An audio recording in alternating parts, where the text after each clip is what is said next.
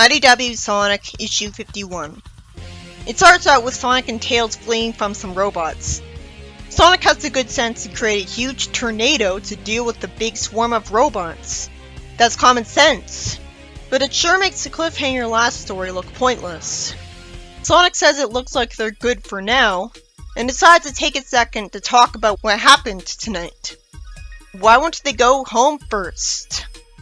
Tails is about as fast as Sonic in the classic games. He's a fast flyer in STC, so I'm sure Sonic and Tails would be able to run back to Tails' house in seconds before he'd wake up. Bell recaps, Sonic has a stilted response, and he says he saw Surge get crushed under a bunch of junk, except she was crushed before and was fine. Go figure, she's fine somehow. But without even a single issue without her first. That's too bad, because Kit would be way better off without her. And all she's gonna ever do is the same two things. Bell says that since she connected to Metal, she has a record of the hangar where they could grab a shuttle. Or they could just keep doing what they were doing before until they get home. Tails says it'll be hard to progress in the shuttle with all of these badniks. What badniks? Sonic says he'll keep them distracted. Tails has no faith in him to beat robots that die in one hit just because there's a lot of them, even though they obviously can't attack him when he's still in a ball form. And Sonic reasons with them, and Bell thanks him. Eventually, Eggman tells Metal Sonic to track down Tails and leave Bell alive.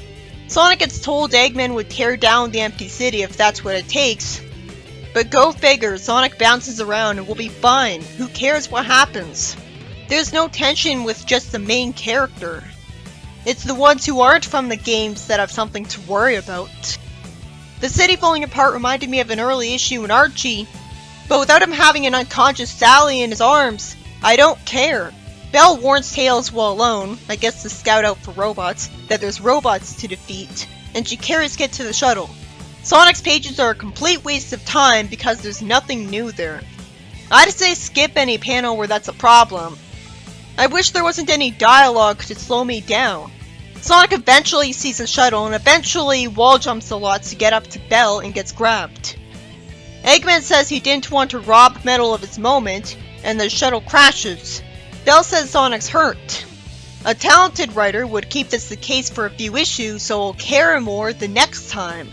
I assume he's gonna at least have the talent to remember he's still hurt and unable to run in the next issue. They could have easily avoided this. I don't see why they even bothered with a shuttle. He wouldn't be able to fly over a wall with one person and then go back and fly over it with the other one. The story ends with them not even halfway out of the city that they could have just run and flown out of in literal seconds. This story by Ian Flynn was just a waste of time because Sonic and Tails failed to get out of the city somehow and only end up injured. What is the city even called anyways? I don't take it as seriously as Robotropolis and just find it more boring as a result. Really intimidated by the city collapsing when Sonic's the main character. The only thing impressive is that Sonic actually got injured. IDW Sonic, issue 52. So Metal Sonic starts charging up with energy and freaking out the heroes, and then Kit wakes up on a chair and Tails saves him from certain death. Sonic says they should go where Metal Sonic won't be able to get up to full speed.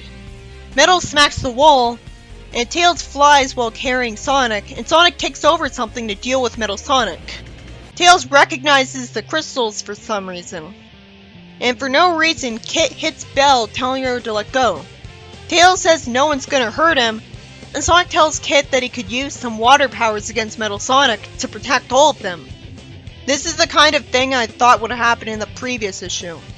Lucky for him, Kit shakes his hand and even calls him Sir.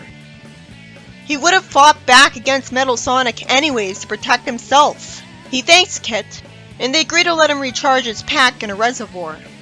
So Kit uses the water to grab Metal and smack a crystal that was inexplicably in Eggman City.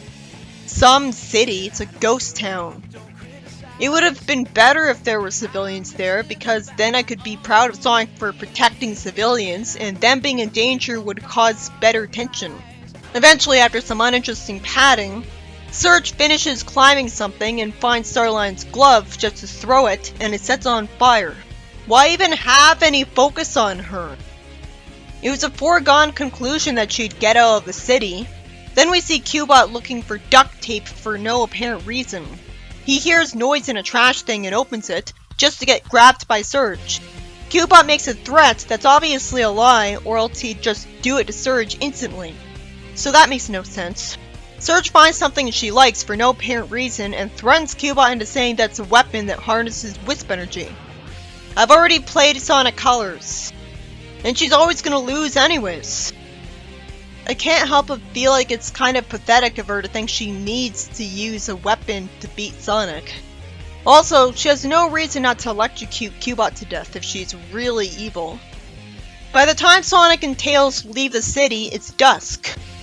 Metal's still a threat, and he stops when Belle stands in front of Sonic, and she says he'll have to go through her to get to Sonic. He smacks her away, they hear an explosion, and Sonic says Metal should run home to see if Eggman's okay. The story ends with Surge facing Eggman with some weapons. So that means there's going to be really confusing writing in the next issue. She specifically called out Sonic on not killing Eggman already.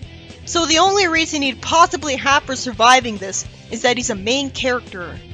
So he'll just be able to magically escape someone who can run at the speed of sound for no reason. Logically, it could make sense that she'd hit him a lot first if she'd rather enjoy fighting him, but he's not Sonic, and no one could survive trying to stop her, and she'd eventually hurt him too much. And I'm not sure what she even has against Eggman if she doesn't disapprove of his evil and wants the world to be better. He'd be too busy getting beaten up to have the chance to escape. This story by Evan Stanley was about Sonic and his friends eventually fleeing the city after Sonic convinced his kid to cooperate with him, and he didn't have the heart to tell him Surge might have been dead. So Kid gets Metal hit by a falling crystal that was around Eggman City for no apparent reason. And then Metal Sonic hears a boom and decides to go back to Eggman, who's being threatened by Surge, who kept saying she wanted to destroy him and can do so in a single touch. So unless Sonic runs back to save Eggman from her, even though Metal took off in that direction and he didn't, it'll be impossible for the writing to justify him actually surviving this. Since Surge survived, there's less hope of Kid staying on this path that the story set him on. So that sucks, because him going on that path is the only thing I respected about the story. It sure would be lame if Kid was just a hope spot because Surge is too powerful of an influence on him.